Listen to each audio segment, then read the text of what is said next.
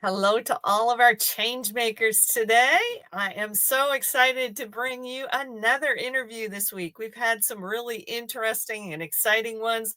And, as I've had an opportunity to chat with Mr. Steve McCann a little bit before, I think he has some really interesting insights to be able to share with you all today. So, welcome, Steve. We're honored to have you here. Tell people a little bit about you and what makes you so amazing. All right, thank you, and thank you for the invite. I appreciate that. Yeah. I'll start off with what I call myself. I call myself a path walker, an intuitive soul guide, and a certified energy practitioner. That's kind of what I do. I started off as a hypnotherapist and Reiki master due to an incident that happened where well, anyway, we'll get into that later. I'm sure you'll ask that question, but then I ended up adding the energy healing. But when I'm working with people, it's becoming more and more that I deal with the spiritual part of the life. Because, Western medicine covers a lot of the medical, and you got psychiatry that can cover the mental. And, if you're in a religion, you can follow that for the emotional and spiritual. Not everyone does. And even sometimes in a religion, you don't always get that individual feeling, the connection to your creator, God, creator, source, spirit, whatever you decide to call it. Mhm. So I walk a path with a person to help them find their particular path of spirituality that fits their soul. And it can be very different from mine. I'm very eclectic. I'll be open. I'm very eclectic and non-religious. But I've worked with people that are Christian. I worked with people that are pagan. I work with people that are Muslim. And it's like I work within their framework. But I walk the path with them for a while, putting them on, helping them get firmer, get better idea what their path is, and Mhm. so they can walk it by themselves and learn tools to do that. And what I mean by that is I help them understand what the spirit team is. And to me, a spirit team can be angels, ascended masters, ancestors, spirit animals, whatever that comes to them that they're there to help. The higher self, depending, what your thoughts processes are. And I also help them decode the messages that are coming from their spirit team, because not everyone, a lot of times the imagery doesn't make sense to them. And I do this by I talk with the person initially, kind of like we are doing here, and as I get into their story, I start seeing things, I start feeling things in my body, or I just have certain knowing, and I work Mm. with that information and I relay it back to the client to say, does this make sense to you? Does it resonate with you? And if it rings bells, then we keep going down that path with it. If it doesn't, but they want to, kind of let them drive the path, but at the same time, I'm a guide and try to keep them focused on that path. Right. Too many people chasing rabbits. Exactly. I love it. I love it. So you started with one intention and found that you needed to kind of go into some other directions. And I think many of us find that our businesses kind of evolve based on what we find that people are really needing. So that's amazing. And it sounds like you're involved in a lot of different modalities. I mean, have you ever stopped and counted how many of them? No, I haven't, but it's like NLP, quantum healing, NLP life coach, I should say, quantum healing, DNA encoding, um, certified energy healing, certified in medical intuitive, whole bunch of them. I don't remember them Wow. all. But Wow. like I say, Reiki, I do Reiki. I don't actually do the hand symbols and stuff. It's more like I've morphed my own energetic field to work with it as intent. I look at it with the intent. Some people, prayer, some people spell, whatever you want to call it. To me, it's the intent, and set up the container, the sacred space to work with it, and kind of promote health and well-being in Mm. off. Well, I look at it, we're mental, physical, spiritual, and want all, kind of in a holistic sense is what I'm trying to say. Mhm. Yeah, working with the whole person. I get it. I find that interesting. I haven't met too many people calling themselves a medical intuitive. I mean, what kind of experience have you had with that? Uh it is, like I said, that's where I noticed I started to feel things in my body. Like Mm. if they have a problem with their liver, I start feeling a sensation around the front. That it could be hot, cold, it could be pain. Kind of varies from person to person. When I was doing a I would use Reiki in a hypnotherapy session. I would have them under I don't like using the word under, but in a hypnosis state, and then do Reiki, and I could feel like parts of their body were warmer or colder, and Mm, that's where I would focus my energy. Um, I don't really consider myself a medical intuitive, but that is one of the certifications I did pick up, okay. but it isn't one of my main focuses or focus. But Mm, you know, so like I guess the best way to say it, it varies because everyone's individual and their energy mhm. system is individual. So I work with what I get out of their energy system, but usually it involves feeling something in my own body and then relating it to them to see if it connects. Wow, wow, interesting. I love it.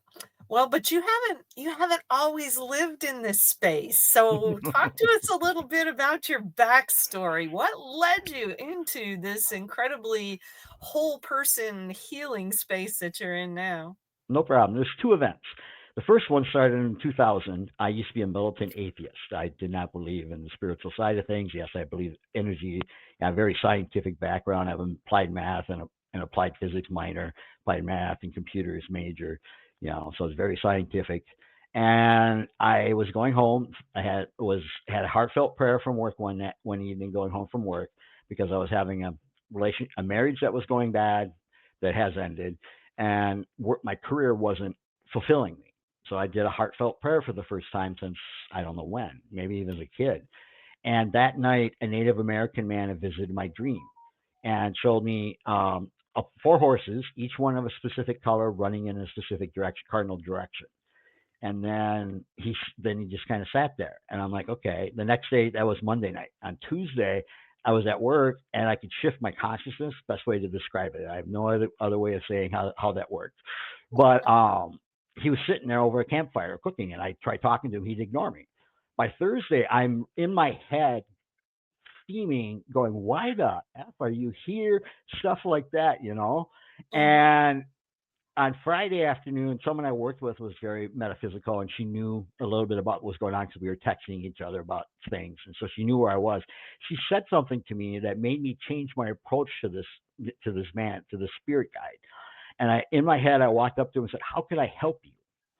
I changed Mm, it from a demanding for myself to a service to someone else, and I think mm. that was spirit showing me what I'm supposed to do. Anyway, at that he smiles and gave me three different gifts that started me down the shamanic path. Mhm. And I studied with a local shaman for 12 years, and that's what really led me into the spiritual side. Not the metaphysical, but like the hypnosis and Reiki happened because I used to have a problem with cough syncope. Cough so hard you faint is the technical term. Pass out, faint, whatever word you want. And I almost dropped my 9-month-old baby down. My youngest daughter, the 9-month-old at the time, almost dropped her down the stairs because of it.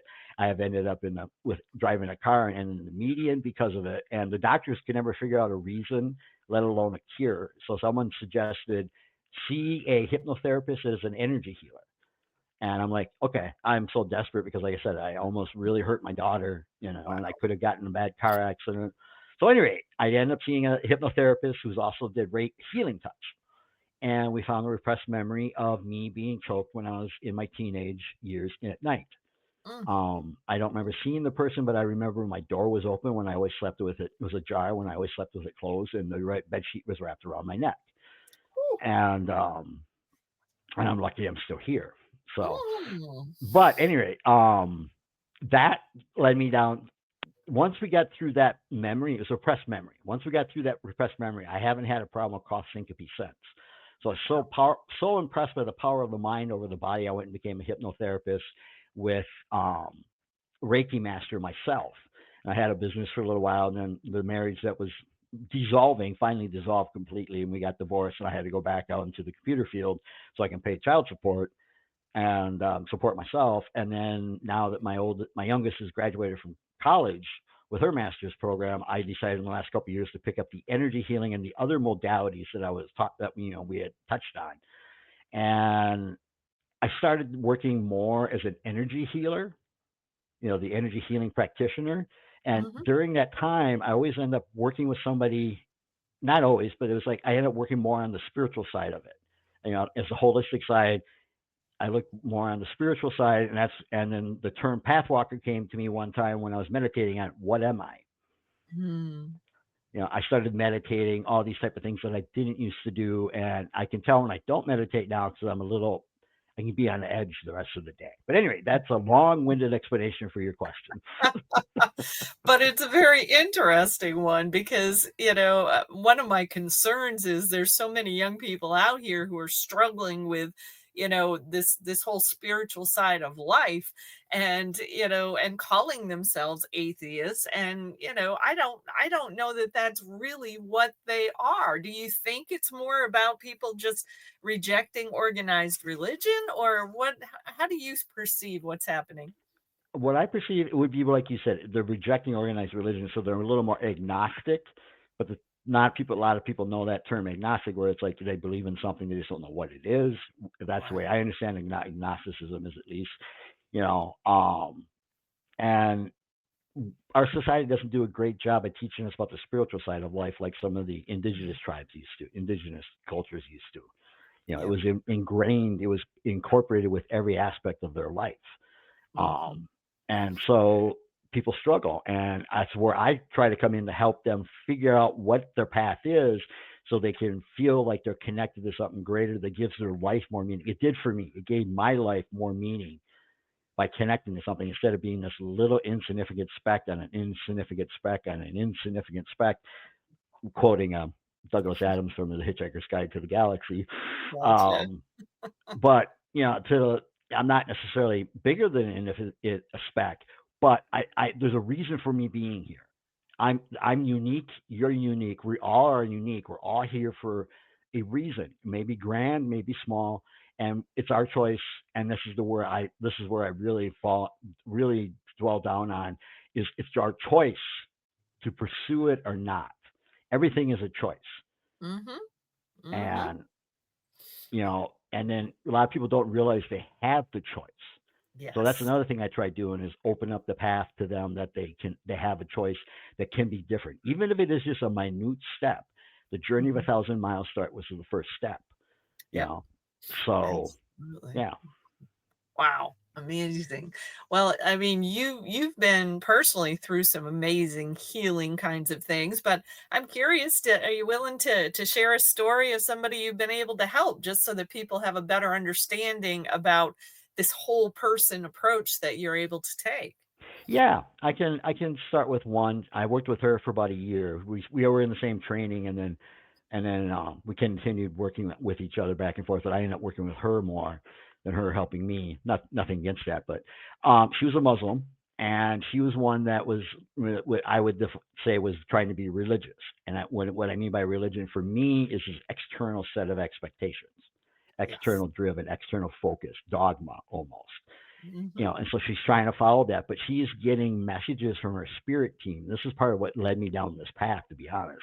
She's getting messages from her spirit teams, like she'd see this woman holding a bowl of water and stuff, and we started exploring this, discussing what it means, trying to go into like I don't necessarily do hypnosis per se, but I will bring them into a calm state so they're receptive and can get more information from their spirit team. Mhm. And we ended up finding out that it's an old family, I will use the word goddess, that was attached to the old family, and she started becoming more and more comfortable with working with her.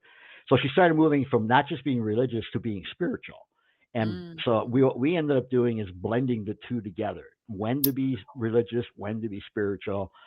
She Wow. also heals people, and I think, I don't like using the term shaman much, but it's the easiest term to use. She's a shaman in her own right, in no sense. And what I Right. mean by that is, her spirit team was teaching her how to heal people. And they used me as the vehicle to understand and decode the messages they were sending her, help her develop rituals Mhm. she can do every morning and night, gratitude practices, stuff like this. Kind of went all over the place. And not all over the place, but it was very varied. It was very specific for her needs.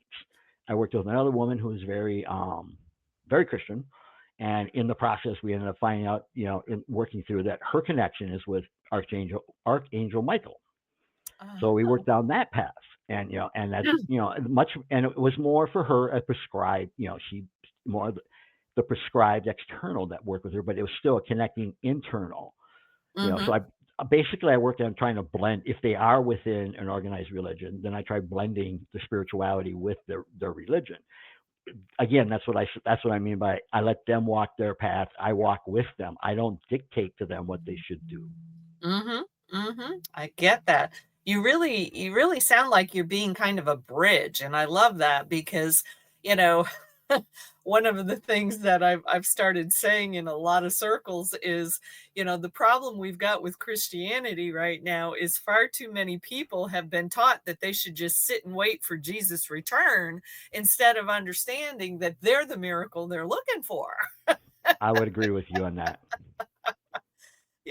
I So would agree. I would agree. and It I'm takes the power. It takes the power away from the person.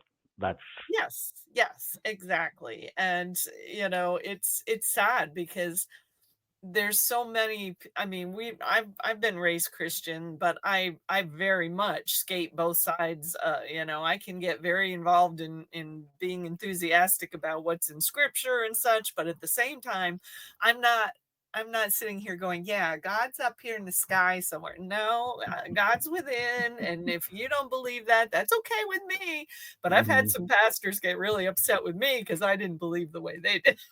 yes, yes, yeah, yeah. I know what you mean, and I agree with you on that. When I was growing up, when I was in church, I was the kid that always asked questions during Sunday school and stuff, and I was basically told to shut up and believe. Yeah, That just doesn't work listen. with me. Just listen. No. No, no, no. That doesn't work for me. And so but it works for some people. I'm not saying it's wrong. I'm just saying it wasn't. It's an individual's choice, is what I'm Yeah, trying to say. exactly, exactly, and I do think there's value if you can help people to build that bridge and gain a better understanding, because to me, if you start to understand, the internal workings of spirit and energy and such, so many Christians get caught up with, thinking that somehow there's something demonic and all of that, and I'm like, no, you guys talk about Holy Spirit all the time coming in, so why can't you understand that it's okay if you're getting, hmm visions or messages or whatever. It just I would helps you agree be with a better you. Christian. I would agree with you. Yes, yes. And that's I like how you just said it to become a better Christian. To me, I want to help them become the better whatever their path is. Christian, Exactly. Muslim, pagan, Right. eclectic like myself. You know, I love it. I love it. Yep, I think there's something really amazing when you can see the beauty in all these different systems and be able to understand. Like you've said several times, everybody's path is unique. You can't try to cram round pegs into square holes and expect something good to happen. It's not gonna work. it's not good. It doesn't work that well. No, no. Not at all. Wow. Well, I'm curious, do you have any big visions for the future? Any passions or missions that you haven't tackled yet that you could see yourself being involved in the future? Well, yeah, there's a couple actually. I mentioned one earlier. One would be as I'm trying to get my own Facebook group going Mhm. eventually. I haven't, I have an idea of the name and the driven, and it's going to call it Sovereign Pathwalkers Circle. Okay. I like the idea of a circle because it's like there isn't a leader, then we're all equal. Yeah. And I learned from the other people as well as teaching them or guiding them. So it's always a learning experience. And I think life's a growth experience. So that's the big thing I want to do is continue learning and growing, be curious. The other thing I'm looking at doing is starting group things, not just like the one-on-one, but try to incorporate it a group thing once I get the Facebook group going. Not exactly sure the direction of that yet. I don't know if there are challenges, those terms you hear thrown out. But one of the things I'm looking at doing is starting to involve more group participation and group energy into my practice and what I'm doing because I've been Okay. pretty individualistic right now. Okay. So, yeah, I could picture that. There's definitely room for that. And, when you get people into groups, there's also the opportunity for them to learn from each other as well as from you. So, Exactly, that, which is why I want to call it a circle. That's what I mean yeah. by we're all equal. Exactly. I love that. Very cool. Very cool. Well, how can people find you if they wanted to connect with you? I have a website for my company. It's called pathwalkerquantumhealing.com. Is the name, is the URL.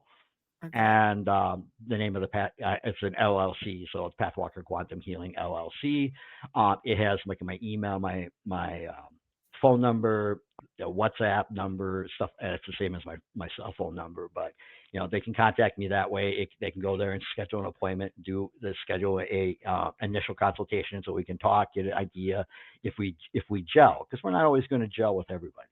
Right. I might, but if I don't feel like they gel with me, but I can, I get to know people like you. I can say, well, Cheyenne might be a good person for you to work with and refer. I'm not here to solve everyone's problem, but I will help those that I can. So what they can do is go that. I'll drop the link in afterwards. I also have a digital business card. I'll put the link in as well. That has um, uh, my contact information as well. Perfect. That will definitely work. And a question just popped into my mind because as I'm kind of putting the pieces together of some of the things you said today, because you started out being a very kind of technical guy and science guy, and then you got brought into this more spiritually based world. So, one of my beliefs, and I'm curious about your perspective of it, is that the there's not as much of a gap between science and spirituality or religion as people want to think. I mean, what do The you big think about that? the biggest gap I see, and this isn't to knock religion, but to me, religion does not change its programming or change its message as new information is learned. Where Mm, science, that's one of the things science will always do. It will question, it will evaluate, it will reevaluate, it will change its direction based on empirical information. And that's where we get differentiated from the spirituality, because it's hard to get empirical data on that. It is becoming more and more of an intersection, the quantum physics, the quantum spirituality. Dr. Joel Dispenza, for example, and the Gaia channel, all those, it is moving together more and more. yeah. But it used to be like the flip side of a coin. One was one side, one's the other. Now I see it more as I don't know, dodecahedron, 20-sided thing with a lot of different facets, you know, and we just fit in one facet or another. So Yeah. Yeah, absolutely. No, I see those kind of starting to merge and it's like, that to me is a good thing because to me, if you want to explain God, go to quantum physics. That's how I see it. yep, No, yep. not so far apart. Well, it has been a pleasure having you with us today, Steve. Do you have any final words of wisdom you'd like to leave people with today? Yeah, the one that comes to mind, or the ones that come to mind are: do not let other people's expectations and direction drive your direction. I don't mean direction, but indoctrination. There's the word I was trying to find. Do not let Mm, that drive your direction, and trust your inner voice. It's soft. It doesn't scream. It's a whisper. But that's when you connect into your higher power, God, Creator, Source, higher self, whatever you choose to call it. Listen to that. Take the time to pause and listen.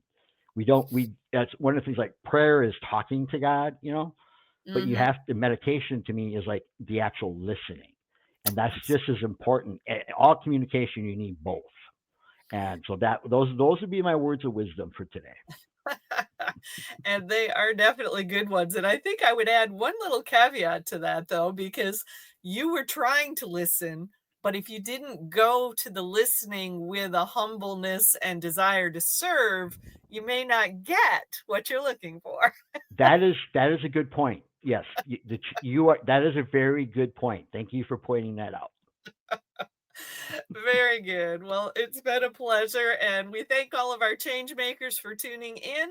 And hopefully, you've heard something amazing here from Steve. Don't be afraid to reach out to him if you think that he can help you in any way, or even if it's about collaboration. That's what Unity for Wellness and Peace is really all about. We're really working to bring together, especially people in the small business community who have the ability to collaborate. Because just as you said earlier, not everybody's going to resonate with me, but they might resonate with you. So, I don't believe in competition for that very, very reason. Because Yeah, a friend of mine once said, everybody can hear somebody, but not everybody can hear the same somebody. And I think that is truth. I like that. I like that saying. Thank you very much for the invite and the time. I appreciate it. Absolutely. Good deal. Well, and we say thank you to all our change makers, and we'll see you in the next interview. Take care and have a fabulous day. Bye bye. Bye.